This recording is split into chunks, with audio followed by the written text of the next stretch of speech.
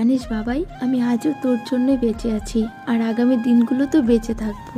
আমি আজ তোকে কথা দিলাম, কারণ তুই যে আমার পুরো দুনিয়া, তোর জন্যই আমাকে বেঁচে থাকতে হবে। তোকে নিয়ে আমার আবারও নতুন করে পথ চলা শুরু হলো।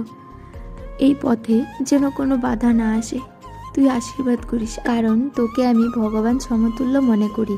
আর তোর আশীর্বাদ আমার মাথার উপর থাকলে আমি সমস্ত বিপদ হাসি মুখে জয় করে নিতে পারবো। আমি ভীষণই গর্বিত যে আমি একজন কন্যা সন্তানের মা হতে পেরেছি। এটা আমার অনেক দিনের স্বপ্ন ছিল যে আমার ঘরে ছোট্ট একটা লক্ষ্মী আসবে, আর এই স্বপ্নটাও সত্যি হয়েছে। তোকে যেমন জন্ম দিয়েছি তেমনই তোকে ভালো রাখার দায়িত্বটাও পুরোপুরি আমার। তাই তোকে আমার বাকি জীবনটা উজাড় করে দিয়ে ভালোবাসবো। আজকের পর থেকে তোর সামনে আর কখনো চোখের জল ফেলবো না, যত কষ্টই হোক না কেন।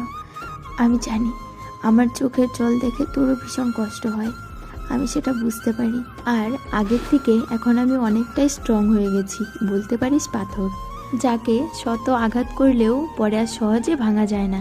জীবনে এত বড় একটা আঘাত পেয়েছি না, যে আঘাতে আমার পুরো জীবনটাই একেবারে পাল্টে গেছে। তাই আমার মনে হয় না আর কোনো আঘাতে আমাকে একটুকু হিলাতে পারবে। সব কিছু হারিয়ে যাওয়ার পরেও তুই তো রয়েছিস আমার অমূল্য রতন, যাকে নিয়ে আমি আবারও হাসবো, নতুন করে বাঁচব।